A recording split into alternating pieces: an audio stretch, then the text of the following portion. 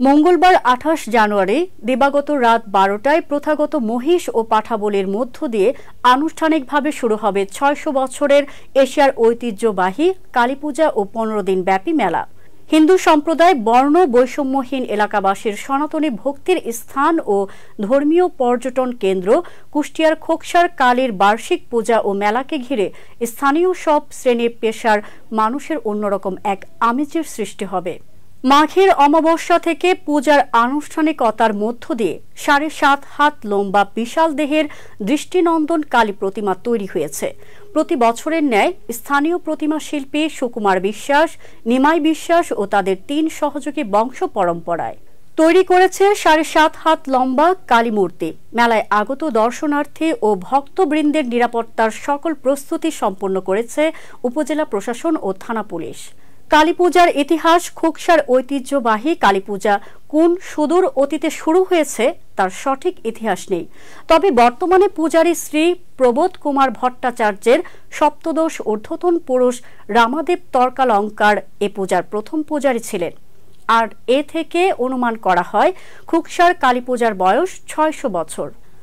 আত্মপ্রচার বিমুখ তান্ত্রিক সাধু গড়াই নদীর তীরে খোকসা নামক এক জাতীয় গাছে বেষ্টিত জনমনুষ্যহীন জঙ্গলাকীর্ণ এ কালী পূজা আরম্ভ করেন বলে লোকমুখে শোনা যায়।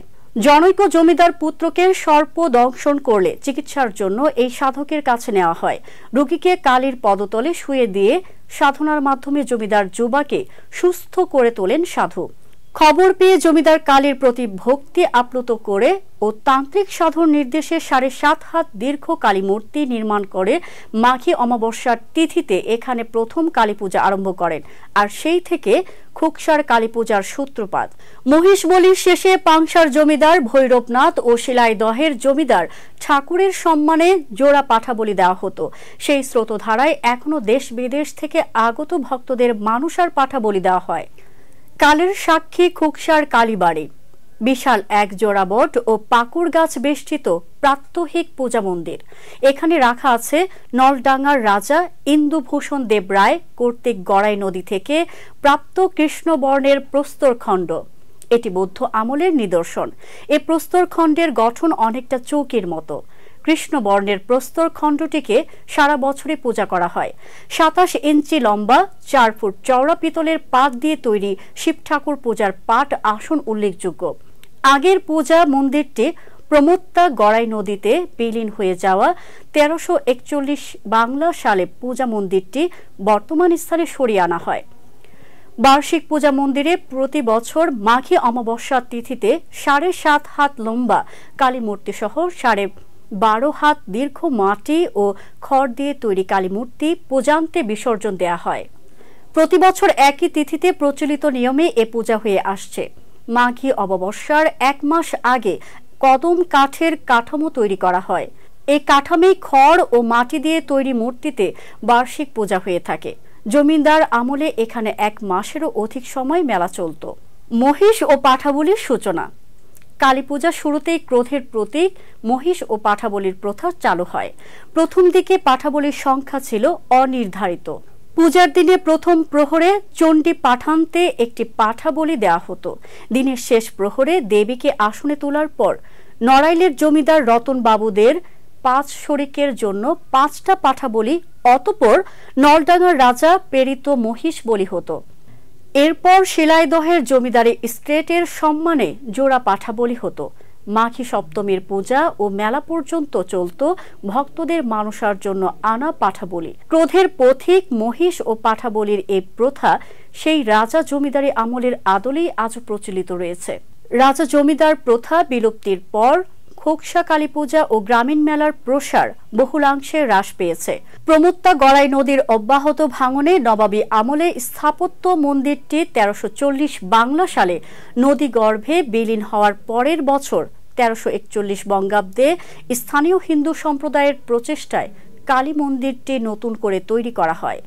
বাংলাদেশ পূজা উদযাপন পরিষদের সাবেক কেন্দ্রীয় নেতা বাবু উজ্জ্বল রায় বলেন, সাধারণত দুর্গাপূজার পর দীপাবলি বিশ্বের সকল সনাতনীরা কালী পূজা করে আসছে। রটন্তিকা কালী পূজা শুধুমাত্র বাংলাদেশেই ৩টি স্থানে অনুষ্ঠিত হয়ে আসছে। ১ নয়, ২ নয়, প্রায় ৬০০ বছর এই রটন্তিকা কালী পূজা অনুষ্ঠিত হয়ে আসছে। যে কালী পূজা তিনটা জমিদার পরিবারের নামে জীব বলি হয়ে আসছে, যথাক্রমে নড়ালীর জমিদার, রবি ঠাকুরের অর্থাৎ শিলাইদহের জমিদার বাড়ি এবং পাংশার জমিদার। এই রটন্তিকা কালী খোকসা কালী নামে দেশ বিদেশে সমাদৃত। খোকসা কালীবাড়ি ধর্মীয় তীর্থস্থানে তকমা পেয়েছে, সেটিও প্রায় ১৫০-২০০ বছর আগে। কুষ্টিয়া জেলার নতুন পর্যটনের তালিকায় ঠাঁই পেলেও বেশ কিছু সীমাবদ্ধতার কারণে বিপাকে পড়তে হয় পূজারী ও দর্শনার্থীদের। বিশেষ করে কালী পূজাকালীন দেশে বিদেশের বিভিন্ন প্রান্ত থেকে আসা পূজারীরা আবাসন সংকটের ভোগান্তি পোহাতে হয়। সরকারি, বেসরকারি এমনকি অস্থায়ী আবাসনের উদ্যোগ গ্রহণে সংকট উত্তরণ সম্ভব। এবছর পূজা উপলক্ষে বিভিন্ন ব্যবসায়ীরা তাদের পসরা সাজিয়ে বসেছে। মেলার আগত দর্শনার্থীদের নিরাপত্তা বিধানে উপজেলা প্রশাসন ও থানার পক্ষ থেকে ব্যাপক নিরাপত্তা ব্যবস্থা গ্রহণ করা হয়েছে বলে জানিয়েছেন। পূজা কমিটি জানিয়েছেন, এই মেলা চলবে আজ থেকে আগামী ১৫ দিন। আগেকার দিনের রাজা ও জমিদারদের প্রথাগত পূজার ধারাবাহিকতায় ঐতিহ্যকে ধরে রাখার জন্য পূজা ও মেলার আয়োজন করা হয়েছে। জাতি, ধর্ম নির্বিশেষে সবাইকে সহযোগিতা করার জন্য তিনি আহ্বান জানান।